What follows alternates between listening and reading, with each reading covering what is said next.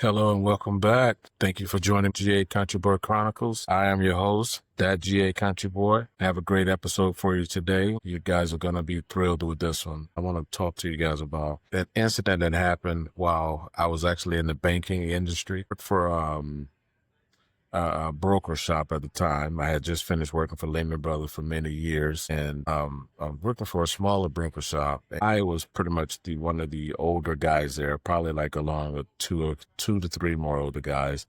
I was probably in my early 30s, and me and my best friend, we both worked there. I interviewed and got hired on, so we both tried it out. And one day in particular, before I get into the story, again, thank you, subscribers. As always, I appreciate you guys for showing up. I hope you guys are liking the content that I'm bringing. For you guys, this is your first time checking me out. As always, hit the like and subscribe. Back to the story. We're in this broker shop. This is right after the boom had just ended. Again, we worked for Lehman Brothers. We worked at a few other shops. Everybody was kind of sales guys, especially in the mortgage industry. And we work in that subprime industry. I gotta tell you, it wasn't easy, but we made a ton of money. So let's get to this broker shop. I won't even say the name of the broker shop because it does not matter, and they're out of business. I do believe it was a Friday. So again, let me set the scene. Three guys around my age in the early 30s.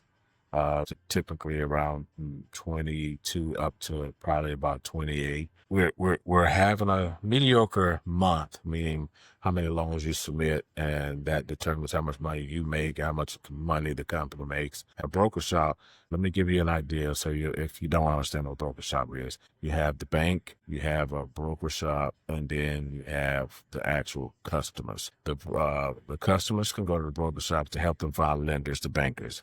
Bankers can use broker shops to help them find customers. They're just a middle person. There's a manager there. I'm going to say in his mid-40s.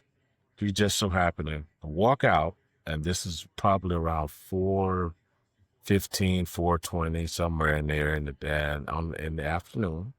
And again, it's Friday. He walks out, and he just proceeds to yell and scream like nobody leaves. Nobody effing goes on until we get like a certain number submitted of loans. Mind you, it's Friday, and I told you it's 4:15, 4:20, and I'm in my early 30s, and I've worked at a few different places, and I, I, I instantly start laughing inside because I think it's funny. Like this guy walked out, and it's about, I would say at least about 30 to 40 employees, all in cubicles. We're all doing sales on the phone, talking to customers. Nobody effing leaves until we get 16 loans submitted before the close of business today.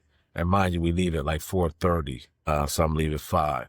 And this is ridiculous. I laugh. I wait till about 4:35. I pack my bags up. I get my things together. I put my backpack on, and I get up, and I'm the only one at the time walking out. So I walk outside, sit in my car, and I'm just like, okay, I'm waiting for people to come out slowly. At least I assume they would, right? I'm guessing you're listening to me, so you would assume that they all walked out or came out eventually, right?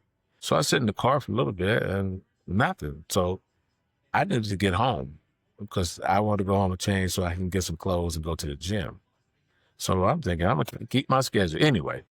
So I get home, and I'd say at least about 45 minutes later, I decided, call my buddy and call him on the cell phone. And I hear him starting the car. I'm like, hey, you at the gym already? He's like, no, I was just leaving. I'm like, are you serious? He's like, yeah. I was like, what about everybody else? He's like, they're all just leaving out right now. I was like, tell me what happened. He said, Tony, just to kind of tell you real quick, he walked out about 30 minutes later after you left, and he says, guys, I hate to do this to you, but, you guys got to start working a lot harder and, go ahead and shut it down and get out of here. We'll see you Monday. And I'm sitting there. I'm just glad I walked out, because if I'd have heard that, man, look, we'd have had a big problem. I'm not a hostile guy. I don't try to be confrontational, but that's ridiculous. That's ridiculous. Anyway, so I really wanted to ask my best friend, like, why didn't you get up and walk with me? And I didn't want to insult him at the time, but now I'm still wondering that. Like, why did you get up and walk with me? The audacity for these to be grown ass men being told by one guy to say, you can't get off work, not what time to come to work, not to not be late, not what time you're going to go to lunch, but you can't leave work. See, I hope you guys understand this. Listen, the mortgage industry was something wicked. People made a lot of money. There was a lot of things going on, a lot of things that was not right, a lot of things that were very wrong, a lot of things that were illegal, a lot of things that were not legal. It's kind of said the same thing twice, right? You get it? Anyway, but I find this very, very interesting. That's why I had to share this story with you. You know, for me, I look at this and I wanted to title this episode, Nobody Leaves Work. Can you imagine if your boss walked in tomorrow and he said, you can't leave work until we get a certain amount of production? Because imagine calling your loved one, your spouse, your kids, hey, I'm stuck at work, I can't get off. That sounds like the most ridiculous thing you've ever heard, right?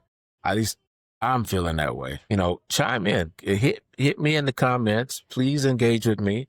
Let me know how you feel. Because I think that's absolutely absurd. You see, I got up and walked out, and I know some of you are wondering, Tony, what happened? What happened?